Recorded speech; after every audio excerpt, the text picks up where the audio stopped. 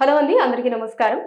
ఇప్పుడు ఇందిరా క్లినిక్ ప్రగతి నగర్ నుంచి gynaecologist doctor సౌజన్య గారు ఇవాళ ఇంటర్వ్యూలో మనతో పాటు ఉన్నారు. వారితో మాట్లాడదాం.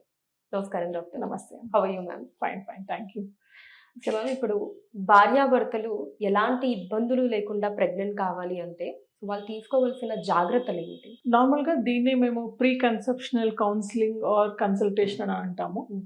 భార్యాభర్తలు ఇద్దరు కూడా ఎప్పుడైతే ఫ్యామిలీ ప్లాన్ చేద్దాము, ప్రెగ్నెన్సీ ప్లాన్ చేద్దాము అని అనుకుంటారో అట్లీస్ట్ వీలైతే 2 to 3 months ముందే ఒకసారి డాక్టర్ దగ్గరికి వస్తే వాళ్ళ హిస్టరీ తీసుకొని, అంటే ఏమైనా హెల్త్ ఇష్యూస్ ఉన్నాయా భర్తకి కానీ భార్యకి కానీ, అండ్ వాళ్ళ లైఫ్ స్టైల్ ఎలా ఉంది, వాళ్ళు చేసే వర్క్ ఏంటి, వాళ్ళ స్ట్రెస్ కండిషన్స్ ఏంటి, ఇవన్నీ ఒక క్లినికల్ హిస్టరీ ప్లస్ వాళ్ళవి కొన్ని బ్లడ్ టెస్ట్లు అంటూ ఉంటాయి. అంటే థైరాయిడ్స్ కానీ, డయాబెటీస్ కానీ, లేదా ఏదైనా హైపర్ టెన్షన్, లేదా ఇంతకుముందు ఏదైనా ప్రాబ్లం ఉండి దానికి ఏదైనా మందులు వాడుతున్నారా, ఇలాంటి ఒక పూర్తి ఇన్ఫర్మేషన్ తీసుకొని దాని ప్రకారం ప్రెగ్నెన్సీ ప్లాన్ చేయొచ్చు లేదా మేము చెప్తాం. ఒకవేళ మనం చేయించిన టెస్ట్లలో ఏదైనా ప్రాబ్లం ఉంది అని తెలిస్తే ట్రీట్మెంట్ చేసుకొని ఆ ప్రాబ్లంకి సొల్యూషన్ దొరికిన తర్వాత, అంటే అన్ని వాల్యూస్ కంట్రోల్లో ఉన్నప్పుడు ప్రెగ్నెన్సీ ప్లాన్ చేసుకోవడం చాలా బెటర్. ఫర్ ఎగ్జాంపుల్, మన కాలంలో అంతకుముందు మన పేరెంట్స్ చూసుకుంటే 40 yearsకి అలా డయాబెటీస్ వచ్చేది. ఇప్పుడు 22, 24 ఇస్ ద ఏజ్ మేము డయాబెటీస్ చూస్తున్నాం. సో పెళ్ళైంది, ప్రెగ్నెన్సీ ప్లాన్ చేద్దామని అనుకుంటారు, ప్రెగ్నెన్సీ పాజిటివ్ వస్తుంది, అప్పుడు మా దగ్గరికి వస్తారు. వచ్చినప్పుడు ఏంటంటే వాళ్ళ షుగర్స్ చూసరికి హై ఉంటాయి. Like HbA1c last 3 months 6 months sugars ఎలా ఉండేదో మాకు చూపిస్తుంది. అది 10-11 ఉంది అనుకోండి, పుట్టబోయే బేబీకి అనామలీస్ అంటే ఎదుగుదలలో లోపాలు, అవయవాల్లో లోపాలు ఉండే ఛాన్సెస్ ఉంటాయి. సో వాటికి మేము ఏం చెప్తామంటే ఛాన్సెస్ కొంచెం రిస్క్ ఉంటుంది.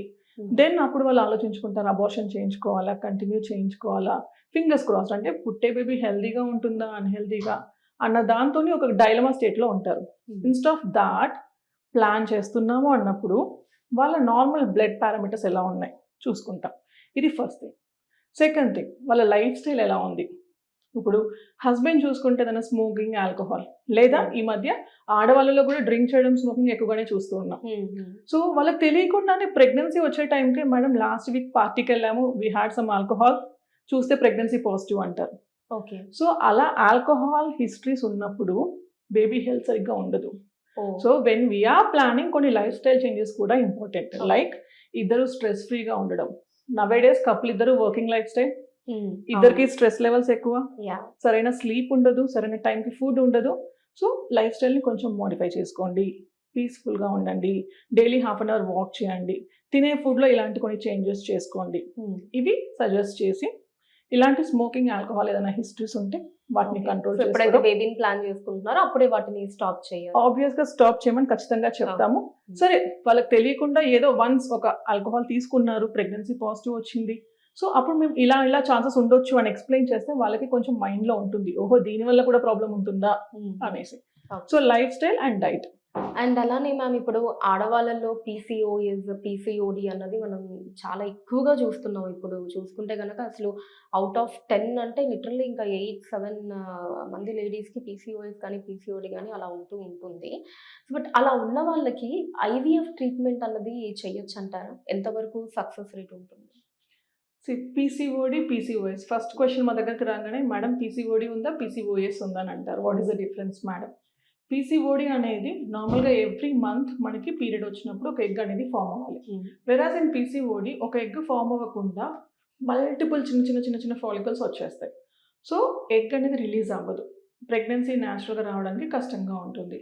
అలా అని PCOD ఉన్న వాళ్ళకి ప్రెగ్నెన్సీ రాదా అంటే అలా ఏం కాదు. PCOD ఉన్న వాళ్ళకి కూడా న్యాచురల్గా ప్రెగ్నెన్సీ వచ్చే ఛాన్సెస్ చాలా వరకు ఉంటాయి. ఇన్ కేస్ మ్యారేజ్ అయ్యి 6 years 7 years అయింది, PCODతో ఇబ్బంది పడుతున్నారు, పీరియడ్స్ రెగ్యులర్గా ఉండట్లేదు, లావ్ అయిపోతున్నారు, ఫేస్ మీద పింపుల్స్, ఫేషియల్ హెయిర్ ఎక్కువైపోతుంది, ఇలాంటి లక్షణాలు కనుక ఉండి దాంతోపాటు డయాబెటీస్ అలాంటివి ఏమైనా ఉన్నాయి అంటే కన్సీవ్ అవ్వడానికి కష్టం అవుతుంది. దెన్ మేము కొన్ని మందులు ఇస్తాం ఫస్ట్ లైన్. ఆ మందులతో కూడా ప్రెగ్నెన్సీ రావట్లేదు, దెన్ నెక్స్ట్ స్టెప్గా IUI అని ఉంటుంది. దానివల్ల కూడా అవ్వట్లేదు, సమ్ ఆఫ్ ద అదర్ ఇంకా అబ్నార్మాలిటీ ఉంది, అంటే వచ్చే ఎగ్ బాగాలేదు, లేదా స్పర్మ్ బాగాలేదు, లేదా తన గర్భసంచి ట్యూబ్స్ ఏమైనా ప్రాబ్లం ఉంది, దెన్ IVF ఖచ్చితంగా సజెస్ట్ చేస్తాం. IVFలో సక్సెస్ రేట్ అనేది చాలా ఎక్కువగా ఉంటుంది, లైక్ 60% వరకు సక్సెస్ రేట్ ఉంటుంది. సో అప్పుడు ఏంటి అంటే మనం ఇచ్చే ఇంజెక్షన్స్తోని మల్టిపుల్ ఎగ్స్ని ఫాలికల్స్ని మనం రిట్రీవ్ చేసి ఆ oocytesని ఫామ్ చేసి ప్రెగ్నెన్సీ రావడానికి ఖచ్చితంగా హెల్ప్ చేయగలము. ఖచ్చితంగా పాజిటివ్ వచ్చే ఛాన్సెస్ న్యాచురల్గా కూడా చాలా ఎక్కువగా ఉంటుంది. Okay ma'am. అండ్ అలానే ఇప్పుడు 35 ఇయర్స్ ఏజ్ దాటిన లేడీస్‌కి కూడా అంటే వాళ్ళకి కూడా ఐవీఎఫ్ అన్నది సాధ్యమే అంటారా? 35 ఇయర్స్ దాటిన వాళ్ళకే కాదు 40, 42, 45 వరకు కూడా ఓహ్! ఐవీఎఫ్తో కన్సీవ్ అయిన మంది ఉన్నారు. ఓహ్! ఫర్ ఎగ్జాంపుల్ ఇప్పుడు 35కి నార్మల్గా పెళ్ళే చేసుకోవట్లేదు ఎవరు. అవును. సో వాళ్ళ పెళ్ళయ్యేసరికి 30 ఫ్యామిలీ ప్లాన్ చేయాలి అని అంటే ఇంకో 3-4 ఇయర్స్ గ్యాప్. యాహ్! వాళ్ళు డెసిషన్ తీసుకొని మా దగ్గరకు వచ్చేసరికి 35, 36 అప్పుడు పెళ్ళిళ్ళో లేకపోతే ఫ్యామిలీ ప్లానింగ్ అని వస్తూ ఉంటారు. దెర్ ఆర్ ఫ్యూ టెస్ట్ అండి. అంటే 35కి డైరెక్ట్గా మా దగ్గర రాగానే ఐవీఎఫ్ అని ఏం చెప్పము. పెళ్ళి ఎన్ని సంవత్సరాలు అయింది, భార్యాభర్తల కలయిక ఎంత ఫ్రీక్వెంట్గా ఉంటుంది, ఏమైనా హెల్త్ ఇష్యూస్ ఉన్నాయా, అమ్మాయిలో తన ఎక్స్ నంబర్ ఎంత ఉంది అని ఒక టెస్ట్ ఉంటుంది, blood test. Okay. That is called AMH. ఆ బ్లడ్ టెస్ట్ అండ్ తన గర్భసంచి కానీ ట్యూబ్స్ కానీ హార్మోన్స్ కానీ అన్నీ బాగున్నాయో లేదో చూసుకుంటాం. ద సేమ్ వే హస్బెండ్లో తన వీర్య కణాల కౌంట్ అంటే స్పర్మ్స్ కౌంట్ ఎంత ఉంది, వాటి మొటిలిటీ ఎలా ఉంది, మూమెంట్ ఎలా ఉంది అండ్ చూడడానికి మార్ఫాలజీ కూడా చాలా ఇంపార్టెంట్. ఇవన్నీ చూసుకున్నాక హస్బెండ్లో కూడా ఏం ప్రాబ్లం లేదు, చక్కగా ఉంది, వైఫ్ హస్బెండ్ రెండు పారామీటర్స్ బాగున్నాయి, then medicines or IUI. Some of the other problem ఉంది లేదా మనం ఇచ్చిన మందులో IUI మెథడ్ ఫెయిల్ అవుతుంది, then ultimate step we go for IVF. Okay. So IVF అనేది 35 కాదు 40, 42, 45 వరకు కూడా ఎగ్స్ వైఫ్లో ఉన్నాయి, మనం ఇచ్చే ఇంజెక్షన్స్కి ఎగ్స్ పెరుగుతున్నాయి, హస్బెండ్లో స్పర్మ్స్ కూడా నంబర్ కొంచెం పర్వాలేదు బాగానే ఉన్నాయి, దెన్ హ్యాపీగా IVFతో కన్సీవ్ అయ్యి వాళ్ళ ఓన్ చైల్డ్ని వాళ్ళు ఎత్తుకునే ఛాన్సెస్ చాలా ఎక్కువగానే ఉంటాయి. Okay ma'am. అండ్ అలానే ఇలా ఈ ఐవీఎఫ్ ప్రాసెస్ ద్వారా కన్సీవ్ అయిన వాళ్ళకి పుట్టే బిడ్డ ఉంటారు కదా! సో వాళ్ళకి ఏమైనా ప్రాబ్లమ్స్ అన్నా ఉంటాయా? అంటే చాలా మందికి ఇది ఒక డౌట్ అన్నమాట. అంటే అన్‌న్యాచురల్ మెథడ్ మనం ఫాలో అవుతున్నాం కదా! బేబీకి తర్వాత ఏమన్నా ఇర్రెగ్యులర్‌గా ఏమన్నా పుడతారేమో, రెగ్యులర్‌గా కాకుండా వేరే ఇప్పుడు ఆటిజం అంటారు. ఇలా డిఫరెంట్ కైండ్స్ ఆఫ్ గ్రోత్ కావచ్చు. సో ఇలాంటిది ఏదన్నా ఉంటాయా అనే ఒక డౌట్ ఉంటుంది. చాలా మంచి క్వెషన్ ఇన్‌ఫాక్ట్. ఎందుకంటే ఒక కపుల్ మా దగ్గరకు వచ్చారు బేబీ కావాలి అని అంటే దానికి ముందే ఇంకో 4-5 హాస్పిటల్స్ తిరిగేసి కూడా ఉంటారు. ఓకే. సో అక్కడ వాళ్ళు మీకు IVF అవసరం అని అంటే న్యాచురల్ బేబీసే వస్తారా, ఏమైనా ప్రాబ్లమ్ ఉంటాయా బేబీస్కి, లేదా మాకేమన్నా సైడ్ ఎఫెక్ట్స్ ఉంటాయా అని అక్కడ తీసుకునే ట్రీట్మెంట్ని స్టాప్ చేసి ఇంకొక ఒపీనియన్ కోసం ఇంకొక డాక్టర్ దగ్గరికి వెళ్తారు. బట్ మనం ఒకటి రియలైజ్ అవ్వాల్సింది ఏంటంటే IVF బేబీస్ అనేది కొన్ని డికేడ్స్ బ్యాక్ 1980స్‌లోనే బేబీస్ పుట్టారు విత్ IVF మెథడ్. అండ్ ఇప్పటికి అప్పుడెప్పుడో మనం చిన్నగా ఉన్నప్పుడు తెలియకపోవచ్చు IVF. యాహ్! ఇప్పుడు ఏ ఇంట్లో ఎవరిని కదిలించినా మా అమ్మాయి ప్రెగ్నెంట్ IVF చేయించుకుంది, లేదా ఇంకో ఫర్టిలిటీ సెంటర్స్కి వెళ్తున్నారు ట్రీట్మెంట్స్ కోసం అని చాలా నార్మల్గానే వింటున్నాం. So IVF is nothing like ఇదేదో ఆర్టిఫిషియల్ బేబీ అన్‌న్యాచురల్ ప్రెగ్నెన్సీ అని కాదు. పుట్టే బేబీస్ చాలా హెల్తీగా ఉంటారు, వాళ్ళకి ఎటువంటి సైడ్ ఎఫెక్ట్స్ ఉండవు. న్యాచురల్గా వచ్చిన ప్రెగ్నెన్సీ ఎలానో IVF ప్రెగ్నెన్సీ కూడా అలానే. బట్ ఇక్కడ ఏంటంటే కొంచెం మెథడ్ అండ్ మెథడాలజీ డిఫరెంట్గా ఉంటుంది. Okay. వెరాస్ natural pregnancy husband wife సెక్షువల్గా యాక్టివ్గా ఉంటే ప్రెగ్నెన్సీ వచ్చేస్తుంది. హియర్ ఎగ్స్ని మనం ఆడవాళ్ళ నుంచి బయటికి తీయడం, హస్బెండ్ స్పర్మ్స్ని తీయడం, రెండింటిని ల్యాబ్లోనే ఒక ఎంబ్రియో లాగా తయారు చేసి మళ్ళీ గర్భసంచిలో ఇంజెక్ట్ చేయడం. మెథడ్ డిఫర్స్ కానీ పుట్టే బేబీ వాళ్ళకు ఉండే జీన్స్ తల్లిదండ్రులవే ఉంటాయి, వాళ్ళ ఎదుగుదల సేమ్గా ఉంటుంది, ప్రెగ్నెన్సీ 9 months జర్నీ కూడా సేమ్గానే ఉంటుంది. కాకపోతే మందులు కొన్ని ఎక్కువగా వాడాలి. జనాలు ఒకటి రియలైజ్ అవ్వాల్సింది ఏంటి అంటే విత్ అడ్వాన్స్మెంట్ మనకి ప్రాబ్లమ్స్ వస్తున్నాయి, ప్రాబ్లమ్స్కి తగ్గట్టు సొల్యూషన్స్ కూడా ఉన్నాయి. సో యాక్సెప్ట్ చేసుకొని ముందుకు వెళ్ళాలి కానీ అమ్మో ఇది నా బేబీ అయినా, నా బేబీ న్యాచురల్గానే ఉంటుందా అని భయపడి వాళ్ళు ఏం చేస్తున్నారంటే ఇప్పుడు తీసుకోవాల్సిన ట్రీట్మెంట్ ఇంకో 5-6 years పోస్ట్పోన్ చేస్తున్నారు. పోస్ట్పోన్ చేయడం వల్ల ఎగ్ కౌంట్ తగ్గడం, స్పర్మ్స్ కౌంట్ తగ్గడం, మళ్ళీ అప్పుడు నాకు బేబీ 80% కావాలి మేడం అనేసి డోనర్ ఎగ్స్కి డోనర్ స్పర్మ్స్కి వెళ్ళడం. సో ఇలాంటి బదులు ఒక ఏజ్లో మీకు ఈ ప్రాబ్లం ఉంది, IVF ఇస్ ద ట్రీట్మెంట్ అన్నప్పుడు కాంగా ఆ ప్రాబ్లమ్కి సొల్యూషన్ అదే అన్నప్పుడు యాక్సెప్ట్ చేసేసుకొని ట్రీట్మెంట్ తీసుకుని ఇది బెస్ట్ థింగ్. ఓకే. సో అంటే IVFకి వెళ్ళే వాళ్ళు బేబీ ఎలా ఉంటుంది ఏంటి అనేటటువంటి అంటే ఎక్కువ టెన్షన్స్ తీసుకోవాల్సిన అవసరం లేదు. ఓకే. అండ్ మేము అలానే మగవారిలో వీర్య కణాలు అన్నవి ఎందుకు తగ్గుతాయి అంటారు బేసిక్గా? వీర్య కణాలు అనేటివి నార్మల్గా పెళ్ళయి 1 year 2 years వరకు కూడా ఎవరైనా టెస్ట్ చేసుకోరు బేసిక్గా మగవాళ్ళు. ఎప్పుడైతే పిల్లలు కావట్లేదు అని మా దగ్గరికి వస్తారో అప్పుడే వాళ్ళకి టెస్ట్ అనేది మేము చేస్తాం. సో దానికి చాలా మల్టిపుల్ ఫ్యాక్టర్స్ ఉంటాయి. కొంతమందికి జెనెటిక్గానే పుట్టుకతోనే కొన్ని జెనెటిక్ ప్రాబ్లమ్స్ ఏదన్నా ఉండి స్పర్మ్ తయారయ్యి దాని మొటిలిటీ లేకుండా మధ్యలో బ్లాకేట్స్ లాంటివి ఉండడం, లేదా హార్మోన్ పరంగానే తేడాలు ఉండడం, అంటే కొన్ని జెనెటిక్ సిండ్రోమ్స్ చెప్తాం, క్లైన్ఫెల్టర్ అని, అలా ఏమన్నా ఉన్నప్పుడు వాళ్ళకు అసలు స్పర్మ్స్ ప్రొడక్షన్ ఉండదు, స్పర్మ్ కౌంట్ ఉండదు, బట్ వాళ్ళు మగవాళ్ళే సెక్షువల్గా యాక్టివ్ ఉంటారు అన్ని. ఇవి జెనెటిక్గా మనకు వచ్చే లోపాలు, ఓర్ పుట్టుకతోనే వచ్చేవి. లేదు చిన్నతనంలో ఏదైనా ఫీవర్స్, అంటే మనకి చెంపల వాపులు అనేసి మమ్స్ అని అంటాం, అలా ఏదైనా వచ్చినప్పుడు కూడా హై ఫీవర్స్ వచ్చి టెస్టిస్ అదేమన్నా ఇన్ఫ్లమేషన్ అంటే ఇన్ఫెక్షన్ ఎక్కువైనా సరే అప్పుడు స్పర్మ్స్ కౌంట్ అనేది తగ్గిపోతుంది, డ్యామేజ్ అవుతుంది, దానివల్ల కూడా స్పర్మ్ కౌంట్ తగ్గుతుంది. ఇవి జెనెటిక్ అండ్ చైల్డ్హుడ్. నెక్స్ట్ మనం పెరుగుతున్న కొద్దీ మనకు వచ్చే లైఫ్ స్టైల్ చేంజెస్, స్ట్రెస్ ఉంది, with that hormonal changes first thing తగ్గిపోతుంది. నెక్స్ట్ మనం అలవాట్లు, ఫర్ ఎగ్జాంపుల్ ఆల్కహాల్ తీసుకోవడం అలవాటు, స్మోకింగ్ అలవాటు, దానివల్ల ఏమవుతుందంటే ఆక్సిడేటివ్ స్ట్రెస్ అని పెరిగిపోయి ఉన్న సెల్స్ని కూడా డ్యామేజ్ చేస్తూ ఉంటుందన్నమాట. సో స్పర్మ్ కౌంట్ అలా తగ్గిపోతుంది. ఇంకా కొంతమందికి ఏమవుతుందంటే డయాబెటీస్ ఉండడం, దానివల్ల కొంతమందికి ఏజ్ పరంగానే, అంటే 40 తర్వాత ప్రెగ్నెన్సీ ప్లాన్ చేద్దాము అని అనుకున్న వాళ్ళకి మెల్లిమెల్లిగా తగ్గిపోయి 50 తర్వాత ఇంకా కష్టమైపోతుంది. సో మల్టిపుల్ ఫ్యాక్టర్స్, వాటికి కొన్నిటికి మనం ట్రీట్ చేయవచ్చు.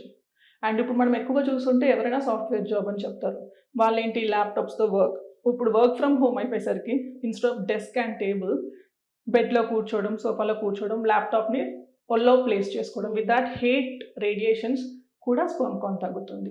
అండ్ ఎక్కువగా వేడి ప్రదేశంలో వర్క్ చేసే వాళ్ళకి కూడా స్క్రోటల్ సాక్స్ ఎక్కడైతే వేడిదనం ఎక్కువ ఉంటుందో, లైక్ కోల్ మైన్స్లో, ఇండస్ట్రీస్లో, వీటిలో వర్క్ చేసే వాళ్ళకి వేడిదనం ఎక్కువగా ఎక్స్పోజ్ అయ్యే వాళ్ళకి కూడా కౌంట్స్ చాలా తక్కువగా ఉంటాయి. సో ఐవీఎఫ్ కూడా ఫెయిల్ అయ్యే ఛాన్స్ ఉంటుందంటారా? ఐవీఎఫ్ కూడా ఫెయిల్ అయ్యే ఛాన్సెస్ ఉంటాయి. నిజంగా చెప్పుకోవాలి అంటే ఐవీఎఫ్ కూడా ఫెయిల్ అయ్యే ఛాన్సెస్ ఉంటాయి. మనం ఐవీఎఫ్లో ఏం చేస్తామంటే వైఫ్ యొక్క ఎగ్ని, హస్బెండ్ స్పర్మ్ని రెండు కలిపి ఎంబ్రియోన్ చేసి గర్భసంచిలో దింపడం వరకు మన రెస్పాన్సిబిలిటీ. గర్భసంచిలో ఎప్పుడైతే ఎంబ్రియోన్ వదిలేసామో అది చక్కగా అతుక్కోవాలి, 9 months వరకు కంటిన్యూ అవ్వాలి, బేబీ రావాలి. సో ఈ ప్రాసెస్లో ఎప్పుడైనా సరే ఫెయిల్ అవ్వచ్చు. ఇన్ ద ఫస్ట్ స్టేజ్ అది ఇంప్లాంట్, అంటే అతుక్కోవడమే జరగకుండా అబార్షన్స్ అయిపో, అంటే ప్రెగ్నెన్సీ పాజిటివ్ రాదు, ఫెయిల్ అయిపోవచ్చు. అప్పుడు ఏంటంటే ఆల్రెడీ మనకు ఉన్న ఎంబ్రియోస్ ఏమైనా ఫ్రీజ్డ్ ఉంటే వాటిని నెక్స్ట్ ట్రాన్స్ఫర్ చేసుకోవడం. నెక్స్ట్ థింగ్, ప్రెగ్నెన్సీ వచ్చింది, పాజిటివ్ వచ్చింది, 3rd monthలో మిస్క్యారేజెస్ అవ్వచ్చు, లేదు ప్రీ టర్మ్స్ అయిపోవడం, లేదు నార్మల్ ప్రెగ్నెన్సీలో ఎలా అయితే మిస్క్యారేజెస్కి ఛాన్సెస్ ఉంటుందో ఐవీఎఫ్లో కూడా అంతే ఛాన్సెస్ ఉంటాయి. ఓకే, సక్సెస్ రేట్ అనేది ఎవరైనా 100% ఇస్తున్నారు అంటే మనం దాన్ని ట్రస్ట్ చేయకూడదు. ఎప్పుడు కానీ ఐవీఎఫ్ సక్సెస్ రేట్ 100% ఉండదు. We should trust our self that okay 60%, 70% ఉంటుంది అంటే that is the best thing. Okay, అది యాక్సెప్ట్ చేసుకొని ఒకసారి ఫెయిల్ అయిందంటే మళ్ళీ తెలియని డిప్రెషన్లోకి వెళ్ళిపోతారు. అంటే ఐవీఎఫ్ కూడా సక్సెస్ కాలేదు, ఇంకా నాకు పిల్లలు పుడతారు లేరు అనేసి ఒక మెంటల్ డిప్రెషన్లోకి వెళ్ళిపోతారు.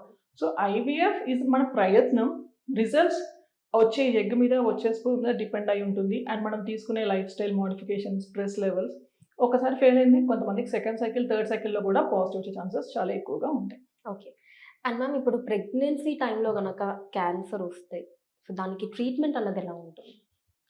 సో ప్రెగ్నెన్సీ ఈ 9 months జర్నీలో మనం నార్మల్గా స్కాన్స్ చేస్తూ ఉంటాం. కొన్ని సిమ్టమ్స్ ఏమైనా బయటపడ్డప్పుడు మనం దానికి స్పెసిఫిక్ టెస్ట్ చేస్తే ఏమైనా క్యాన్సర్ ఉందా అని తెలుస్తుంది. సో అది క్యాన్సర్ అని కన్ఫర్మ్ అయితే కనుక ట్రీట్మెంట్ తీసుకోవచ్చా లేదా. సపోజ్ ఏదన్నా ఆపరేట్ చేసేసి ఆ ట్యూమర్ గడ్డ లాంటిది తీసేస్తే అందరితో క్యాన్సర్ వెళ్ళిపోతుంది మన బాడీ నుంచి అని అనుకుంటే కంపల్సరీ సర్జరీ ప్లాన్ చేసుకోవచ్చు. అది మనం ఎప్పుడు ప్లాన్ చేసుకుంటామని అంటే ఫస్ట్ 3 నెలల్లో కాకుండా తర్వాత 4th month నుంచి 7th month, 8th month వరకు ఎప్పుడైనా మనం సర్జరీ ప్లాన్ చేసుకోవచ్చు, విచ్ ఇస్ సేఫ్. ఎందుకంటే సర్జరీ చేసేటప్పుడు మనం ఇచ్చే అనస్థీషియా డ్రగ్స్కి కానీ సర్జరీ ప్రొసీజర్కి కానీ ఎటువంటి ఇబ్బంది ఉండదు. That is like surgery. Next thing ఏంటి అంటే ఏదైనా కీమోథెరపీస్ ఇవ్వాలి. సర్జరీ ఉంది, ఉన్న ట్యూమర్ని తీసేసాము, లేదా క్యాన్సర్ అని తెలిసింది బట్ సర్జరీ లేదు, దానికి only chemotherapy is the treatment. Then what we do is like కొన్ని మందులు ఉంటాయి, ప్రెగ్నెన్సీలో కూడా సేఫ్గా ఉండేటివి మాత్రమే మేము చూస్ చేసుకుంటాము. ఫస్ట్ 14 weeks to 15 weeks అంటే ఆ టైంలో బేబీ యొక్క అవయవాలు ఫామ్ అవుతూ ఉంటాయి. ఆ టైంలో అలాంటి డ్రగ్స్ ఎక్స్పోజర్ ఉండొద్దు అన్నప్పుడు ఆ టైంలో కాకుండా తర్వాత స్టార్ట్ చేస్తాం. కొన్నిసార్లు రేడియోథెరపీస్, ఇమ్యునోథెరపీస్, టార్గెటెడ్ థెరపీస్ ఇలా చాలా ఉంటాయి క్యాన్సర్లో treatments. Depending upon the cancer, depending upon ఆ అమ్మాయి ఎన్ని నెలలు ఉంది ఏంటి దాని ప్రకారం కొన్ని ఇవ్వచ్చు, కొన్ని ఇవ్వకూడదు. బట్ మదర్ లైఫ్ ఇంపార్టెన్స్ చూసుకొని ఇవ్వాలి అనుకుంటే కొన్ని ఇచ్చేస్తాం కూడా. Okay ma'am. ఇప్పుడు క్యాన్సర్ వచ్చిన వాళ్ళు పిల్లల్ని కనగలరు అంటారు. హ్యాపీగా కనొచ్చు. ఆ cancer A type of cancer, వాళ్ళు ఇంతకుముందు వచ్చిన క్యాన్సర్‌కి ఏ ట్రీట్మెంట్స్ తీసుకున్నారు, వాళ్ళ అండాశయాలు బానే ఉన్నాయా, ఎగ్స్ కౌంట్ బావుందా, అంతవరకు అన్నీ బావుంటే క్యాన్సర్ అయిపోయిన తర్వాత వాళ్ళు ఆంకో సర్జన్‌తోని, మెడికల్ ఆంకాలజిస్ట్‌తోని ఆ క్యాన్సర్ స్పెషాలిటీ డాక్టర్స్‌తో ఫాలో అప్‌లో ఉండి you are cancer free. Now you can plan your pregnancy. మీరు ఎటువంటి మందులు వాడాల్సిన అవసరం లేదు అని అనుకున్నప్పుడు హ్యాపీగా they can plan their pregnancy. Okay. But seeing that వాళ్ళ అండాశయాలు హెల్తీగా ఉండి ఎగ్స్ కౌంట్ బాగుంటే హ్యాపీ. కొంతమంది ఏంటంటే కీమోథెరపీస్, రేడియోథెరపీస్ అని క్యాన్సర్‌లో యూజ్ చేస్తారు. అలా యూజ్ చేసినప్పుడు ఆ థెరపీ రేడియేషన్స్ మన అండాశయాల మీద కూడా పడి కౌంట్స్ అనేటివి తగ్గిపోయే ఛాన్సెస్ ఉంటుంది. కొన్నిసార్లు ఏం చెప్తామంటే వాళ్ళకి కంపల్సరీ రేడియోథెరపీ అవసరం. ప్రిజర్వ్ చేసుకోండి. మీ ఎగ్స్‌ని, మీ oocytesని ప్రిజర్వ్ చేసుకోండి. వన్స్ ఈ ట్రీట్మెంట్ అంతా అయిపోయాక మనకు ఆల్రెడీ ప్రిజర్వ్డ్ oocytes ఉంటాయి. Then you can plan your pregnancy with a healthy baby. Okay. Tension లేకుండా, అంటే అవుతుందా, అవ్వదా, అయినా హెల్తీ బేబీ ఉంటుందా, అబార్షన్స్ అవుతాయా, ఇలాంటి క్వెషన్స్ లేకుండా చక్కగా ముందుగానే మనం oocytesని ప్రిజర్వ్ చేసేసుకొని ప్రెగ్నెన్సీ లేటర్ ప్లాన్ చేసుకోవచ్చు. ఓకే. ఇప్పుడు ప్రెగ్నెంట్ అవ్వడానికి కరెక్ట్ ఏజ్ ఏది అంటే ఏం చెప్తారు మేడం? అంటే ఆఫ్‌కోర్స్ మీరు ఇందాక చెప్పినట్టు ఇప్పుడున్న సినారియోలో ఒక్కొక్కళ్ళు ఒక్కొక్క ఏజ్‌లో ఎక్కువగా లేట్ మ్యారేజెస్ అవుతున్నాయి. బట్ మనకి మంచి హెల్తీ బేబీ ఎటువంటి కాంప్లికేషన్స్ కొంచెం లేకుండా ఉండాలి అంటే కరెక్ట్ ఏజ్ ఏమై ఉంటుంది? కరెక్ట్ ఏజ్ అనేది ఇప్పుడు నేను చెప్తాను. బట్ వింటారు వినరు, ఇట్స్ దేర్ ఒపీనియన్. ఓకే. ఇప్పుడు నార్మల్‌గా నా పేషెంట్స్ ఎవరైనా వాక్ చేసినా, వాళ్ళు వాక్ చేయకపోయినా మదర్‌తో పాటు వస్తారు. హ్మ్. పాప ఏజ్ ఎంత, వ్యాక్సిన్ తీసుకున్నారా, cervical cancer vaccine, marriage plans ఉన్నాయి, ఇవన్నీ వి ఆస్క్ రొటీన్‌లీ. హ్మ్. లేదు మేడం, పాప ఇంకా చదువుకోవాలి, పాప ఇంకా జాబ్ చేసుకోవాలి. This is what they say. Okay. But ఐడియల్‌గా మీరు కెరియర్‌తో పాటు ఫ్యామిలీ కూడా సెట్ చేసుకోవాలి. ఎప్పటికైనా పెళ్ళవ్వాలి, ఎప్పటికైనా పిల్లలు కనాలి అన్న ప్లానింగ్స్ ఉంటే గనక hmm. You should plan your pregnancy at 28 to 30, 32. Okay. Once 32, 33 cross అయిందంటే ఛాన్సెస్ గ్రాడ్యువల్‌గా తగ్గుతూ ఉంటాయి. Okay. So ideal age to marriage something around 27, 28. After that కావాలంటే 1 ఇయర్ గ్యాప్ తీసుకోండి. ఒకళ్ళనొకళ్ళు అర్థం చేసుకోండి. Build your economical status. 29 and 30 కల్లా ఒకళ్ళని minimum you plan, you deliver. Next 32, 33కి ఇంకొకళ్ళని ప్లాన్ చేసేసుకుంటే that is the ideal thing. ఎందుకు అంటే మదర్ సేఫ్‌గా ఉంటుంది. పుట్టే బేబీస్ హెల్తీగా ఉంటారు. ఐవీఎఫ్ సెంటర్స్ చుట్టూ తిరగాల్సిన బాధ తప్పుతుంది. ప్రెగ్నెన్సీలో వచ్చే బీపీ, షుగర్ ఇలాంటి కాంప్లికేషన్స్‌ని కూడా చాలా వరకు తగ్గించిన వాళ్ళం అవుతాం. Okay. So plan your career, independent financial status and family simultaneously. So generally pregnancy టైంలో వెయిట్ పెరగడం మనం చూస్తూ ఉంటాము. ఇప్పుడు డెలివరీ అయిన తర్వాత కూడా వెయిట్ పెరిగే ఛాన్సెస్ ఉంటాయా? ఖచ్చితంగా ఉంటుంది. ప్రెగ్నెన్సీలో ఏంటంటే మదర్‌కి క్యాలరీస్ పెరుగుతాయి. ఫుడ్ తీసుకునేది, బేబీ వెయిట్, ఉమ్మనీరు, గర్భసంచి ఇవన్నిటితో పాటు 10-12 కేజీస్ వెయిట్ గెయిన్ అనేది చూస్తాం. చాలా మంది మా దగ్గరికి డెలివరీ తర్వాత 6 మంత్స్‌కో, 1 ఇయర్‌కో వచ్చి మేడం అప్పుడు పెరిగిన వెయిట్ ఇంకా తగ్గట్లేదు. నేను వెయిట్ తగ్గనా? నేను ఇంకా లావైపోతూ ఉన్నాను అని అంటూ ఉంటారు. The first and foremost thing ఏంటంటే ఫిజికల్ యాక్టివిటీ అనేది మళ్ళీ రెజ్యూమ్ చేయరు. ఇంతకుముందు అట్లీస్ట్ వాకింగో, ఏదైనా ఎక్సర్సైజో, ఫిట్‌నెసో, కాన్సంట్రేషన్ ఉండేది. ఇప్పుడు అంతా 24 గంటలు నాకు బేబీతోనే అయిపోతుంది మేడం. తినడానికి టైం కూడా ఉండట్లేదు. ఏదో ఉన్న టైంలో తినేస్తున్నాం. ఫస్ట్ థింగ్ వాళ్ళ డైట్ మీద కాన్సంట్రేషన్ ఉండదు. ఏది దొరికితే అది తినేస్తారు. ఏ టైంకి పడితే ఆ టైంకి. కొన్నిసార్లు తినకుండా కూడా ఉంటారు. సో కరెక్ట్ మీల్ కరెక్ట్ టైంకి ఉంటే వెయిట్ అనేది మన కంట్రోల్‌లో ఉంటుంది. Second thing at least half an hour a day any exercise. మిమ్మల్ని బయటికెళ్ళి ఏదో జిమ్‌లో జాయిన్ అవ్వో, వాకింగ్ అన్నా కాదు. ఇంట్లో అయినా కొంచెం యోగా లాంటివి ప్రాక్టీస్ చేస్తే మీ వెయిట్ గెయిన్ ఏదైతే ప్రెగ్నెన్సీలో ఉందో పోస్ట్ డెలివరీ అదే వెయిట్ లాస్ అయ్యి ఫిట్‌నెస్‌గా ఉండడానికి హెల్ప్ చేస్తుంది. కొంతమందికి ప్రెగ్నెన్సీలోనే థైరాయిడ్ వస్తుంది. వాళ్ళు ఏంటంటే ప్రెగ్నెన్సీలో థైరాయిడ్ టాబ్లెట్స్ వాడతారు. ప్రెగ్నెన్సీ అయిపోయింది, డెలివరీ అయిపోయిందని ఆపేస్తారు. బట్ ఏంటంటే డెలివరీ తర్వాత కూడా 6 వీక్స్‌కి మళ్ళీ థైరాయిడ్ టెస్ట్ చేసుకోవాలి. ఇన్ కేస్ చేసుకోకుండా మందులు ఆపేస్తే విత్ హార్మోనల్ ఇంబాలెన్స్‌తోని వెయిట్ పెరిగిపోతారు. ఇలాంటి కొన్ని మెడికల్ థింగ్స్‌ని కూడా వాళ్ళు మైండ్‌లో పెట్టుకొని డాక్టర్‌ని కలిసి అవి కంట్రోల్‌లో పెట్టుకుంటే వెయిట్ అనేది కూడా కంట్రోల్‌లో ఉంటుంది. ఓకే. ఇప్పుడు ప్రెగ్నెన్సీ టైంలో షుగర్ లెవెల్ ఎక్కువగా ఉంటే ఎటువంటి జాగ్రత్తలు తీసుకోవాలి? ప్రెగ్నెన్సీ టైంలో sugar levels once pregnancy urine test positive వచ్చింది. సెకండ్ మంత్‌లోనే వచ్చినప్పుడు షుగర్స్ లెవెల్ ఎక్కువ ఉన్నాయి. ఒక మోస్తారు వరకు ప్రెగ్నెన్సీ హ్యాపీగా కంటిన్యూ చేసుకోవచ్చు. If it is two high బేబీకి అవకతవకలు ఉండే ఛాన్సెస్ ఉంటుంది. దెన్ మేము వాళ్ళకి కొంచెం 3rd month scan, 5th month scan టైంకి చేయించి అంతా బాగానే ఉందా లేదా చూసుకుంటాం. లేదు కంట్రోల్‌లో ఉన్నాయి చక్కగా 5th మంత్ తర్వాత రైజ్ అవ్వడం స్టార్ట్ అయిపోయింది. దెన్ ఒక 2 వీక్స్ టైం ఇస్తాం. డూ సమ్ ఎక్సర్సైజ్ అంటే తిన్న తర్వాత వెంటనే కూర్చోవడం, పడుకోవడం లాంటివి చేయకూడదు. అట్లీస్ట్ ఒక 15-20 మినిట్స్ జెంటిల్ వాక్ ఇండోరే పర్వాలేదు చేసేసి, తినే ఫుడ్ని కూడా నేను బ్రేక్ఫాస్ట్, లంచ్, డిన్నర్ ఈ 3 పూట్లే తింటాను మేడం, నాకు అలవాట్లేదు అని అంటే అలా కాదు. It should be like a 3 meals, breakfast, lunch, dinner and 3 minor snacks అంటే కొంచెం కొంచెంగా ఎక్కువ సార్లు. అది కూడా అందులో కార్బోహైడ్రేట్స్ కంటెంట్ తక్కువ ఉండేది. అంటే rice, sugars, cool drinks, biscuits. మనకి ఈజీగా ఆకలేస్తుందంటే ఒక బిస్కెట్ ప్యాకెట్ తినేస్తాం, కొంచెం కూల్ డ్రింక్ తాగేస్తాం, ఒక స్వీట్ తినేస్తాం. అలా కాకుండా తినేదంతా కూడా హెల్తీగా లైక్ సలాడ్స్, క్యారెట్, కీరా, బీట్రూట్ లాంటిది, స్ప్రౌట్స్, డ్రై ఫ్రూట్స్, లేదా తింటే ఒక హాఫ్ యాపిల్, ఇలాంటి డైట్ని డయాబెటిక్ డైట్ చార్ట్ అని ఇస్తాం మేము. అది ఫాలో అవుతూ after every meal 10-15 minutes walk చేస్తూ ఎవ్రీ 2 వీక్స్ షుగర్స్ని మానిటర్ చేస్తూ బేబీని హెల్దీగా 9 మంత్స్ వరకు లాక్కెళ్ళి డెలివరీ ప్లాన్ చేసుకోవచ్చు. ఓకే. అండ్ అలానే డెలివరీ అయిన తర్వాత మళ్ళీ వైఫ్ అండ్ హస్బెండ్ ఎప్పుడు వాళ్ళ ఇంటిమేసీని మళ్ళీ స్టార్ట్ చేయొచ్చు అంటారు?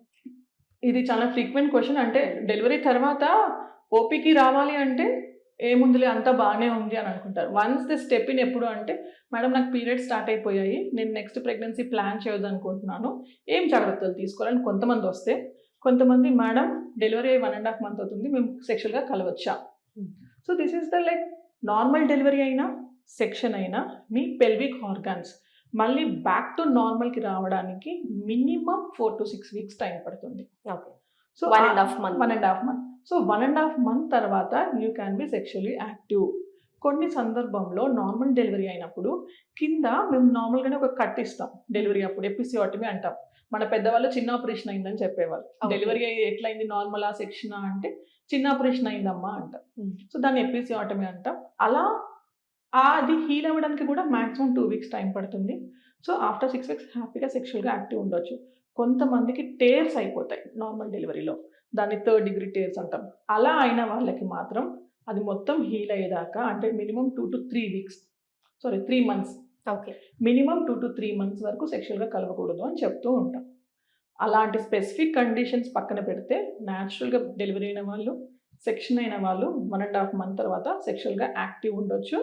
బట్ ఒక్క విషయం గుర్తుపెట్టుకోవాల్సింది, నెక్స్ట్ బేబీ ప్లాన్ మేము 2 yearsకో 3 yearsకో చేద్దాము అన్న మైండ్ సెట్ వాళ్ళకు ఉంటే కనుక, ఉంటే చాలా మంచిది. ఉంటే ఎలాంటి జాగ్రత్తలు తీసుకోవాలి అంటే ఏదైనా ట్యాబ్లెట్స్ వాడచ్చా, ఇంజెక్షన్స్ వాడచ్చా, లూప్ లాంటివి ఏమన్నా వేయించుకోవచ్చా, లేదా హస్బెండ్ ఏదైనా కాండోమ్స్ యూజ్ చేయొచ్చా, ఇలాంటి కొన్ని జాగ్రత్తలు తీసుకొని హ్యాపీగా they can be sexual active.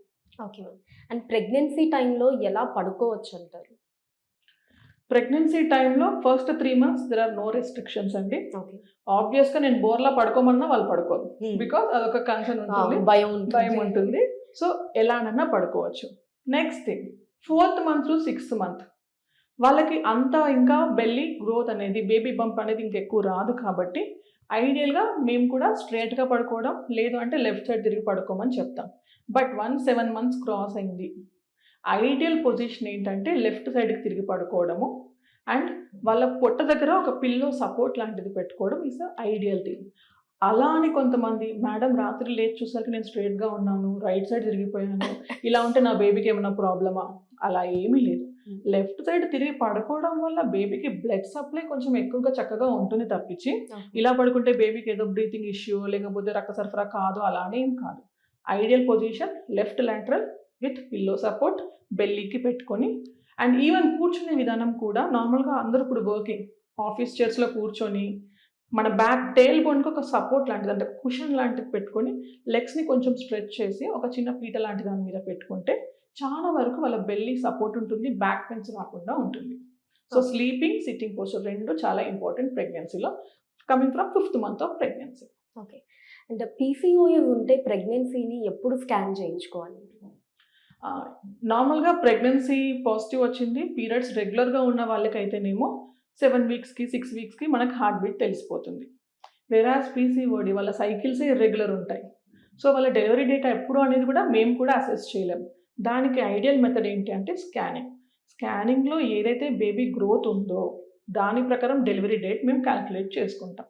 So PCOD ఉన్న వాళ్ళు వన్స్ పీరియడ్ మిస్ అయింది, ప్రెగ్నెన్సీ టెస్ట్ చేసుకున్న వెంటనే ఒకసారి స్కాన్ చేసుకొని చూసుకొని బేబీ ఫామ్ అయిందా, ఫామ్ అయితే ఎన్ని వీక్స్ ఉందో డెలివరీ డేట్ ప్రకారం చూసుకుంటాం.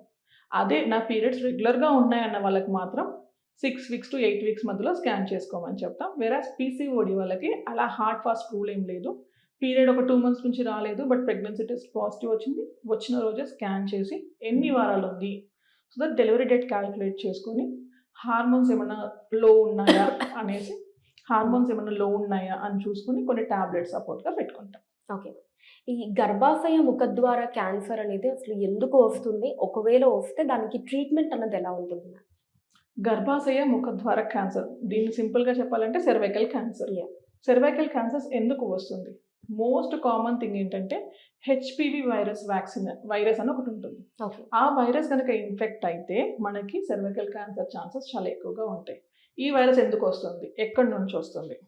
సో ఎప్పుడైతే వీ హ్యావ్ లైక్ మన రోగ నిరోధక శక్తి కొంచెం తక్కువగా ఉంది, ఆర్ సమ్ మల్టిపుల్ సెక్షువల్ పార్ట్నర్స్కి ఎక్స్పోజర్, లేదా ఏదైనా కంటామినేషన్, అలా ఎప్పుడైనా మనకి ఈ వైరస్ ఇన్ఫెక్షన్ అయినప్పుడు క్యాన్సర్ వచ్చే ఛాన్సెస్ ఉంటుంది.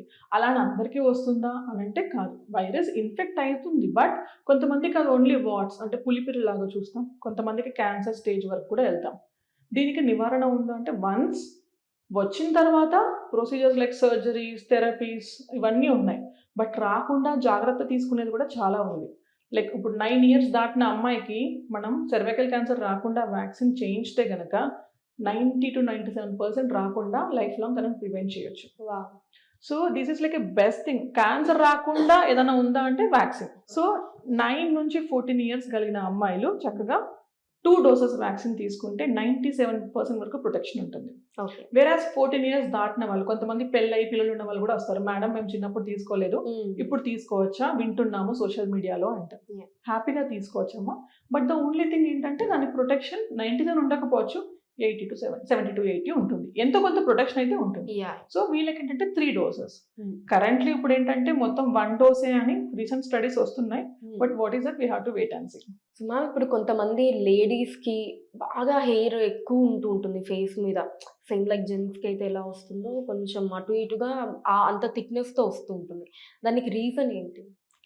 నార్మల్గా దీనికి మెయిన్ కారణం టెస్టోస్టిరాన్ అనే హార్మోన్. నార్మల్గా మగవాళ్ళలో అది చాలా ఎక్కువగా ఉంటుంది, వాళ్ళ మ్యాన్లీ అపియరెన్స్కి టెస్టోస్టిరాన్ రీజన్. సో వాళ్ళకి మీసాలు, గడ్డాలు, వాళ్ళ హెయిర్ ప్యాటర్న్ చూసుకున్న థిక్గా ఉండడం, ఇవన్నీ మగవాళ్ళలో కామన్. వెరాస్ మన ఆడవాళ్ళల్లో టెస్టోస్టిరాన్ అనేది లిమిటెడ్ డోసెస్లో ఉండాలి. ఎప్పుడైతే పీసీఓడియో లేకపోతే టెస్టోస్టిరాన్ న్యాచురల్గా దాని ప్రొడక్షనే ఎక్కువగా ఉంది అనుకోండి, దెన్ మనం అమ్మాయిలో లిప్స్ పైన హెయిర్ చూడడము, ఈ హెయిర్ లాక్ ఎక్కువైపోవడం, చిన్ మీద ఎక్కువ హెయిర్ చూడడము, అండ్ హ్యాండ్స్ పైన ఇవన్నీ ఎక్కువగా చూస్తూ ఉంటాం. దీనికి మెయిన్ కారణం టెస్టోస్టిరాన్స్ ఎక్కువ ఉండడం. ఒకవేళ ఇది ఓన్లీ పీసీఓడి వల్ల వచ్చిన చేంజెస్ అని అనుకుంటే కనుక మనం దానికి ట్రీట్మెంట్, పీసీఓడికి కొంచెం లైఫ్ స్టైల్ మోడిఫికేషన్స్, కొన్ని హార్మోన్ టెస్ట్ చేసేసుకొని దానికి సంబంధించిన మందులు వాడుకొని కంట్రోల్ చేసుకోవచ్చు.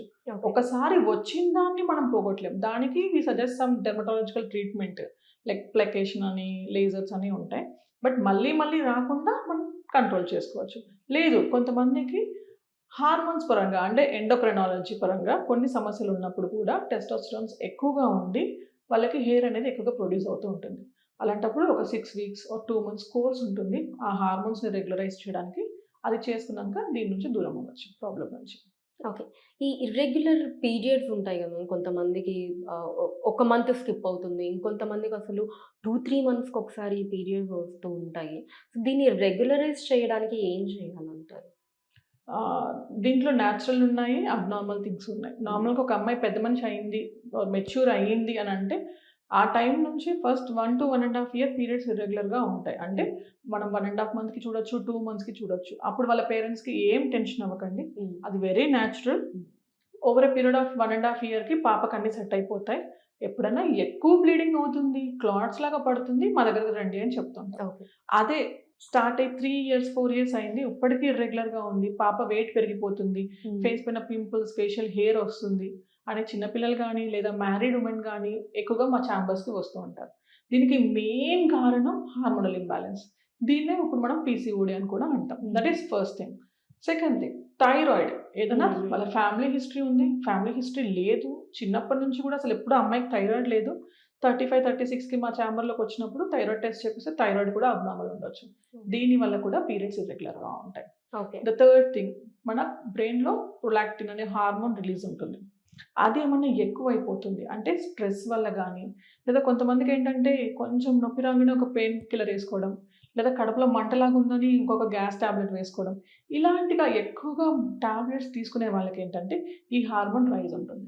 ఇలా ఉన్నప్పుడు కూడా కొన్ని మంత్స్ వరకు పీరియడ్స్ ఇర్రెగ్యులర్ అవుతాయి. సో ఇలా ఈ 3 మేజర్‌గా మేము చూస్తూ ఉంటాం.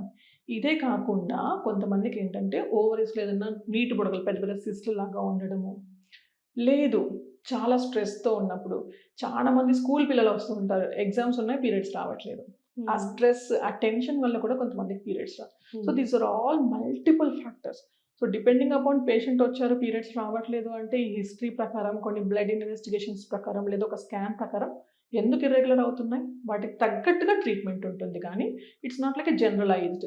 బట్ మన పీరియడ్స్ ఎప్పుడు రెగ్యులర్గా ఉండాలి అంటే మనం పాటించవలసింది ఏంటంటే compulsory daily half an hour exercise, at least weekly 5 days. 2 days మీరు స్కిప్ చేసినా ఫీల్ అవ్వను, కానీ weekly 5 days exercise is must. Diet, తినే ఫుడ్లో ఎంతవరకు ఆయిల్ లెస్గా, ఫ్యాట్ ఫుడ్ కాకుండా అండ్ జంక్, ఇప్పుడు పిల్లలు ఎక్కడ చూసినా French fries, burgers, pizzas, cheese, ఇలాంటి dairy products and junk products and preserved things ఎక్కువగా తీసుకుంటున్నారో వాళ్ళకు కూడా పీరియడ్స్ ఇర్రెగ్యులారిటీ చూస్తున్నాం. సో డైట్, ఎక్సర్సైజ్, స్ట్రెస్ లెవెల్స్ని తగ్గించుకోవడం, ఫోన్స్, గ్యాడ్జెట్స్ యూసేజ్ తగ్గించుకోవడం, ఇవి చేసి అండ్ స్లీప్. చాలా మంది బెడ్కి 10కే వెళ్తారు, బట్ నిద్రపోయేసరికి 12-1. ఎందుకంటే phone scrolling. So gadgets usage ఇది తగ్గించుకుంటే మన హార్మోన్స్, మన బాడీ అంత ఒక రిథం చక్కగా ఉండి పీరియడ్స్ కూడా టైం ఫాలో అవుతుంది. అది రెగ్యులర్గా లేదు పీరియడ్స్ అంటే మనం రెగ్యులర్గా లేమని అర్థం. ఓకే. అండ్ థైరాయిడ్ వల్ల ప్రెగ్నెన్సీ రావటం అన్నది కష్టం అవుతుంది అంటారా? అంటే ఏ లెవెల్ వరకు అది కష్టం? థైరాయిడ్ ఉంది అని మనకు ఆల్రెడీ డయాగ్నోస్ అయింది, మందులు వాడుకుంటున్నాం, థైరాయిడ్స్ కంట్రోల్లో ఉంటున్నాయి, ప్రెగ్నెన్సీ రావడానికి ఎటువంటి ఇబ్బంది లేదు, ప్రెగ్నెన్సీ న్యాచురల్గా వస్తుంది. అండ్ ప్రెగ్నెన్సీ టైంలో కూడా థైరాయిడ్ డోస్ని పెంచాలా, తగ్గించాలా, అదే కంటిన్యూ చేయాలా మేము డిసైడ్ చేస్తాం. లేదు అసలు థైరాయిడ్ ఉందని తెలియదు, ప్రెగ్నెన్సీ రావట్లేదని మా దగ్గరకు వచ్చినప్పుడు థైరాయిడ్ లెవెల్స్ చాలా ఎక్కువగా ఉంటాయి, అది హైపోనా హైపరా వి డిఫరెన్షియేట్. సో దానికి మందులు ఇచ్చాక ఒక 3 months మందులు వాడుకున్న తర్వాత న్యాచురల్గా ప్రెగ్నెన్సీ చాలా మందికి వస్తుంది. అండ్ సరే ప్రెగ్నెన్సీ వచ్చింది, థైరాయిడ్ టెస్ట్ చేస్తాం ఫస్ట్ 3 monthsలో, ఆ థైరాయిడ్ లెవెల్స్ చాలా ఎక్కువగా ఉన్నాయి, కొంచెం ఒక లిమిట్ వరకు ఓకే, మరి కొంతమందికి 100, 120 కూడా చూస్తూ ఉంటాం. అలాంటప్పుడు యాంటీబాడీస్ చూసుకోవడం, whether it is good or not, దాని ప్రకారం కూడా ప్రెగ్నెన్సీ ఎలా ఉంటుంది, పుట్టబోయే బేబీ ఎలా ఉంటుంది అనేది కూడా మేము చెప్తూ ఉంటాం. థైరాయిడ్ ఉంటే ప్రెగ్నెన్సీ రాదు అని కాదు, వస్తుంది, బట్ మిస్క్యారేజ్ ఛాన్సెస్ ఎక్కువగా ఉంటాయి. అండ్ పుట్టే బేబీకి కూడా కొంచెం మెంటల్ ఎదుగుదల అనేది ఏమన్నా లోపించుతుందా అనే డౌట్ ఉంటుంది. సో అందుకని థైరాయిడ్ టాబ్లెట్స్ వాడండి ప్రెగ్నెన్సీలో అని చెప్పినప్పుడు కంపల్సరీ వాడుకునేది better for mother and for baby. Okay. And pregnancy టైంలో ఎటువంటి ఫుడ్ తీసుకోవాలి సో దట్ బేబీ మనకి హెల్తీగా డెలివర్ అవ్వాలి అంటే? మార్నింగ్ నుంచి స్టార్ట్ చేస్తే నైట్ వరకు కూడా ఒకసారి డీటెయిల్గా చెప్దాం మేడం, సో దట్ చూసే వాళ్ళకి, ప్రెగ్నెంట్ లేడీస్కి బాగా యూజ్. నేను చెప్పేది బేసిక్గా ప్రెగ్నెంట్ లేడీస్కి నచ్చకపోవచ్చు, ఎందుకంటే చాలా మంది మేడం చాలా క్రేవింగ్స్ ఉంటాయి, నాకు రోజు ఒక చాక్లెట్ తినాలనిపిస్తుంది, ఐస్ క్రీమ్ తినాలనిపిస్తుంది, క్రేవింగ్స్ ఉంటాయి, వాళ్ళని నేను తిట్టుకుంటారేమో నన్ను అని అనిపిస్తూ ఉంటుంది. But for healthy weight gain, healthy baby and healthy pregnant lady self కూడా, అంటే తను హెల్దీ కూడా ఉండడం ఇంపార్టెంట్. సో క్రేవింగ్స్ కంట్రోల్ చేసుకోండి అని చెప్తాను తప్పించి అసలు జంక్ తినొద్దు అని మాత్రం చెప్తే ఎవరు వినరు. సో మార్నింగ్ లేవగానే చాలా మంది నైట్ షిఫ్ట్ చేసేసి 11కి 12కి లేస్తారు మేడం. అత్తయ్య కానీ వాళ్ళ హస్బెండ్ కానీ నాకు చేసే కంప్లైంట్ ఇదే, 11కి లేస్తుంది మేడం, ఏం తినదు 11 వరకు అనేసి. సో అలాగా మీరు ఏ షిఫ్ట్ చేసినా ఏది చేసినా బై 9-9:30 కల్లా ఒక చిన్న మీల్ కానీ, చిన్న టిఫిన్ లాంటిది, లైక్ ఫర్ ఎగ్జాంపుల్ మార్నింగ్ లేవగానే ఒక cup of dry fruits like 3-4 బాదం, ఒక 2 పిస్తా, ఒక 2 వాల్నట్స్, ఇలాంటి చక్కగా సోక్ చేసేసుకొని, మీరు మిల్క్ కావాలంటే ఒక షేక్ లాగా చేసేసుకోండి, లేదా ఒట్టివి, లేదా ఒక బాయిల్డ్ ఎగ్. ఇది లైక్ ఎర్లీ బ్రేక్ఫాస్ట్ లాగా తినేసి, నార్మల్గా మీరు రొటీన్ ఏ బ్రేక్ఫాస్ట్ తింటారో ఇడ్లీ, దోశ, చపాతి, పూరి, ఇవి హ్యాపీగా 1 or 2 లిమిట్ కొంచెం పెట్టుకొని తినేసేయచ్చు. వెరాజ్ డయాబెటీస్ ఉన్న వాళ్ళకి కంప్లీట్గా చాట్ ఇస్తాం మేము, అంటే ఇడ్లీ తిన్నా 1 or 2 ఆయిల్ ఫుడ్స్ తినకూడదు. అండ్ ఎక్సెస్ వామిటింగ్స్ ఉన్న వాళ్ళు కంపల్సరీ ఆయిల్ ఫుడ్స్ అవాయిడ్ చేయండి. సో ఇప్పుడు నేను చెప్పే డైట్ చార్ట్ అందరికీ వర్తిస్తుంది అని కాదు, బట్ ఏం తినాలి అనేది మాత్రం నేను చెప్పగలను. So dry fruits, boiled egg, ఒక glass milk and routine breakfast, దీంట్లో ఏదో ఒకటి మీ డైట్లో ఇంక్లూడ్ చేసుకోవచ్చు. ఇంకా హెల్దీగా కావాలి అంటే you can add some oats or గోధుమ రవ్వ లాంటిది, ఇలాంటివి మీ బ్రేక్ఫాస్ట్లో. And coming to lunch part, lunch చేయడానికి ఒక 1/2 అవర్ 40 మినిట్స్ ముందే ఒక క్యారెట్, ఒక కీరా లాంటిది, మొలకలు, టమాటో ఇలాంటి ఒక చిన్న salad, okay. Uncooked food which is healthy, అదొక బౌల్ తింటే మంచి ఫైబర్ వెళ్తుంది. Okay. ఈ ఫైబర్ ఇంపార్టెన్స్ ఏంటంటే first 3 months of pregnancy and last 3 months of pregnancy constipation అంటే మోషన్స్ ఫ్రీగా అవ్వవు, అలాంటి వాళ్ళకి ఈ ఫైబర్ చాలా హెల్ప్ చేస్తుంది. ఓకే. నెక్స్ట్ తినే లంచ్లో rice 1 cup, curry 2 cups. Okay. So curry quantity అంటే వెజిటేబుల్స్, లీఫీ వెజిటేబుల్స్ ఎక్కువగా తీసుకోవడం వల్ల ఏంటంటే వాళ్ళకి హెల్తీగా ఉంటుంది. అండ్ 1 కప్పు పెరుగు, తింటే ఒక బాయిల్డ్ ఎగ్, మార్నింగ్ స్కిప్ చేస్తే ఆఫ్టర్నూన్, ఓకే. లేదా ఒక చిన్న 100 grams పన్నీర్, లేదా చెనా, రాజ్మా ఇట్లాంటివి. అండ్ ఈవినింగ్ ఒక ఫ్రూట్ కానీ, లేదా ఏదైనా చిన్న పోహా లాంటిది, లేదా హోమ్ మేడ్ స్నాక్స్ ఏమన్నా ఉంటే అవి. బట్ కన్సిడరింగ్ స్పైసెస్ ఉండొద్దు, ఆయిల్ ఉండకూడదు, ఎక్కువ స్వీట్స్ అండ్ ఎక్కువ సాల్ట్ కంటెంట్ ఫుడ్ అవాయిడ్ చేసింది చాలా better. Night as early as possible 8:30, 9 కల్లా డిన్నర్, రైస్ అయితే రైస్, చపాతీస్, పెరుగు ఏదన్నా తీసుకుంటే చాలా బెటర్. దీంతో పాటు మేడం ఫ్రూట్స్ తినొచ్చా? హ్యాపీగా మీ డైట్లో ఫ్రూట్స్ ఇంక్లూడ్ చేసుకోండి, బట్ ఫ్రూట్ని ఫ్రూట్ లానే దాన్ని మళ్ళీ జ్యూస్ చేసి ఐస్ షుగర్ యాడ్ చేసి వడగట్టేసి that is not good actually. So ఫ్రూట్ని ఫ్రూట్ లాగా హ్యాపీగా ఎంజాయ్ చేసుకోవచ్చు. ఓకే. అంటే ఇప్పుడు ఇవేమీ లేకుండా వితౌట్ షుగర్ రైస్ అలా కాకుండా జ్యూస్ చేసుకొని తాగొచ్చు, బట్ మళ్ళీ దాన్ని స్ట్రెయిన్ చేయకూడదు, అంటే వడగట్టేసి దాంట్లో ఉన్న ఫైబర్ తీసేసి తాగడం వల్ల యూజ్ ఏమి ఉండదు. ఓకే. నాన్ వెజ్ కూడా హ్యాపీగా తినొచ్చుమా. ఎగ్స్, చికెన్, ఫిష్ ఎక్కువగా ప్రిఫర్ చేయొచ్చు compare to the other high calorie foods like meat and prawns ఇవన్నీ. ఓకే. ఇప్పుడు ఇది వెజ్, నాన్ వెజ్ ఈ రెండిట్లో చూసుకుంటే ఎక్కువ శాతం ప్రోటీన్ ఎక్కడ ఏ ఫుడ్ నుంచి వస్తూ ఉంటుందంటారు? వెజ్ సోర్సెస్ లో కూడా చాలా మంచి మంచి ప్రోటీన్ ఇచ్చే సబ్స్టెన్సెస్ ఉన్నాయమ్మా. మనం డైరీ చూసుకుంటే పన్నీర్లో ఉంటుంది, నెక్స్ట్ పల్సెస్ లో చూసుకుంటే రాజ్మాలో, సోయా చంక్స్ లో, చెనాలో ఉంటుంది, చక్కగా అవి తీసుకోవచ్చు. వెరాజ్ మనకి నాన్ వెజ్ లో అన్ని మీట్ ప్రొడక్ట్స్ లో కూడా ప్రోటీన్ ఉంటుంది. సో డిపెండింగ్ మనం వెజ్జా నాన్ వెజ్జా కన్నా నోటికి ఏది రుచిగా ఉంటుంది వాళ్ళకి ఈజీగా డైజెస్ట్ ఏది అవుతుంది.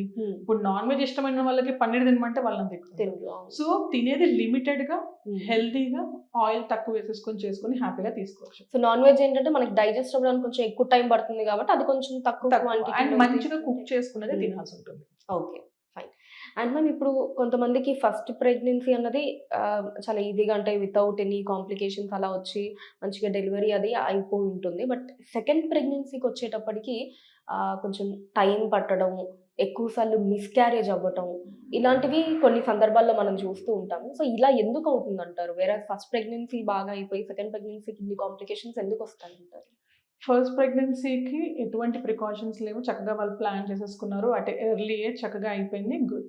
తర్వాత నెక్స్ట్ బేబీ మినిమం ఒక 5 years వచ్చాక ప్లాన్ చేసుకుందాము అని గ్యాప్ తీసుకున్నప్పుడు ఏజ్ ఫ్యాక్టర్స్ వల్ల ప్రెగ్నెన్సీ రేట్స్ తగ్గుతాయి. సెకండ్ థింగ్, ఫస్ట్ ప్రెగ్నెన్సీలో ఏమైనా కాంప్లికేషన్స్ ఉన్నాయా, లైక్ ఏమైనా డయాబెటీస్, హైపర్ టెన్షన్, దానివల్ల ఏమైనా కాన్సిక్వెన్సెస్ వల్ల కూడా వచ్చిన ప్రెగ్నెన్సీస్ మిస్క్యారేజ్ అయ్యే ఛాన్సెస్ ఉంటాయి. థర్డ్ థింగ్, వాళ్ళ స్ట్రెస్ ఫ్యాక్టర్స్, దానివల్ల కూడా ప్రెగ్నెన్సీస్ వస్తాయి అబౌట్. లేదా కొంతమంది నెగిటివ్ ప్రెగ్నెన్సీ గ్రూప్స్ చూస్తాం, అంటే లేడీస్ RH నెగిటివ్ ప్రెగ్నెన్సీ, అంటే వాళ్ళ బ్లడ్ గ్రూప్ అడగగానే ఏ నెగిటివ్, ఓ నెగిటివ్ అని అంటారు. సో ఫస్ట్ ప్రెగ్నెన్సీలో బేబీ పాజిటివ్, మదర్ నెగిటివ్ అంటే ఒక ఇంజెక్షన్ ఇవ్వాల్సి ఉంటుంది మేము. ఇన్ కేస్ ఆ ఇంజెక్షన్ మిస్ అయిపోయింది దెన్ ప్రెగ్నెన్సీస్ వస్తాయి, బట్ నిలబడడం కష్టం అవుతుంది ఇలాంటివి. లేదా ఆ టైంలో వచ్చిన ఏదైనా ఇన్ఫెక్షన్స్ లైక్ వైరల్ ఇన్ఫెక్షన్స్ లాంటివి కానివ్వండి, ఇలాంటి ఏమన్నా infections, risk factors, medical conditions, age factors, ఇవి ఏవి ఉన్నా సరే ప్రెగ్నెన్సీ రావడం కష్టమవుతుంది. వచ్చిన అబార్షన్స్ ఎక్కువగా చూస్తూ ఉంటాం. అదేంటో ఫైండ్ అవుట్ చేసి దానికి తగ్గట్టుగా ట్రీట్మెంట్, ఇంజెక్షన్స్ పెట్టుకొని second pregnancy we can plan as healthy as first one. అలానే మ్యామ్ ఇప్పుడు మీకు డెలివరీ దగ్గరలో ఉంది అని తెలిసేటటువంటి సిమ్టమ్స్ ఏముంటాయి? యూజువల్గా మొత్తం ప్రెగ్నెన్సీ 40 weeks జర్నీ అండి. 36 weeks రాగానే మా దగ్గరికి వచ్చినప్పుడు ఎవ్రీ వీక్ కన్సల్టేషన్కి రమ్మంటాము. ఎవ్రీ వీక్ కాకుండా ఇలాంటి ఏమన్నా సైన్స్ ఉంటే మీరు కంపల్సరీ హాస్పిటల్కి వెళ్ళాలి అని వాళ్ళకి చెప్తాం. ఫర్ ఎగ్జాంపుల్ పొట్ట టైట్ అయిపోవడం, అంతవరకు పొట్ట చక్కగా హెల్దీగా ఉంటుంది, మెత్తగా ఒక గోధుమ పిండిలాగా చక్కగా ఉంటుంది. కొంచెం పొట్ట టైట్ అయిపోవడం, మధ్య మధ్యలో లూజ్ అయిపోవడం, దాన్ని కొంచెం పెయిన్స్ లా అంటాం. దాంతోపాటు బ్యాక్ పెయిన్, ఆ పెయిన్ కాస్త ఫ్రంట్కి స్ప్రెడ్ అవ్వడం, ఇలాంటివి పెయిన్స్. లేదా ఉమ్మనీరు పోతుంది, ఏదో తడిగా అనిపిస్తుంది, లేదా ఏదైనా బ్లీడింగ్ అవుతుంది, ఇవి డెలివరీ యొక్క సూచనలు. ఇదే కాకుండా బీపీ వచ్చే ఛాన్సెస్ కూడా చాలా చూస్తూ ఉంటాం 36 weeks నుంచి. సో తనకు తెలియకుండానే ఊరికే హెడేక్ రావడం, వామిటింగ్స్ అయిపోవడం, పైన కడుపులో నొప్పి రావడం, మూత్రం తగ్గడము, ఆర్ బేబీ మూమెంట్స్ తెలియట్లేదు మేడం, అని అన్నప్పుడు కూడా వెంటనే హాస్పిటల్కి రావాల్సి ఉంటుంది. డే మొత్తంలో ఒక 24 అవర్స్ చూసుకుంటే బేబీ ఒక 10 టైమ్స్ కదిలినట్టు వాళ్ళకి తెలిసిన, లైక్ డేస్ పెరిగిన కొద్దీ బేబీ గుండ్రంగా తిరగకపోవచ్చు, but hand movement, leg movement ఏదో ఒకటి తెలుస్తుంది కదా మదర్కి. సో ఆ మూమెంట్స్ డే మొత్తంలో ఒక 10 కన్నా తక్కువ ఉంది అన్నప్పుడు కూడా రావాల్సి ఉంటుంది. లేదా తనకి ఇంకేమన్నా తెలియని సిమ్టమ్స్, లైక్ ఏదో అన్కంఫర్ట్ ఉంది, అనీజీగా ఉంది, నాకేంటో తెలియట్లేదు, లూజ్ మోషన్స్ అయిపోతున్నాయి ఊరికే, ఫీవర్ వచ్చేసింది, ఇలా ఎనీథింగ్ ఫ్రమ్ 36 వీక్స్ నార్మల్ లేదు, ఏదో ఇబ్బంది పడుతుంది అనే అమ్మాయి తనకు తను సెల్ఫ్ రికగ్నైజ్ అయినా, ఇంట్లో పెద్దవాళ్ళు ఎవరికైనా అనిపించినా వెంటనే రావాల్సి ఉంటుంది. Okay. Okay ma'am. Thank you so much ma'am. చాలా క్వెషన్స్‌కి చాలా డీటెయిల్‌గా, నీట్‌గా మొత్తం అంతా ఎక్స్‌ప్లెయిన్ చేశారు. Thank you so much. Thank you so much. Hit TV app ని డౌన్లోడ్ చేసుకోండి. ఇందులో short news, live news, entertainment movies అన్ని అవైలబుల్ గా ఉన్నాయి. Please download Hit TV app. Hit TV app. Hit TV యాప్ని ఫ్రీగా డౌన్లోడ్ చేసుకోండి.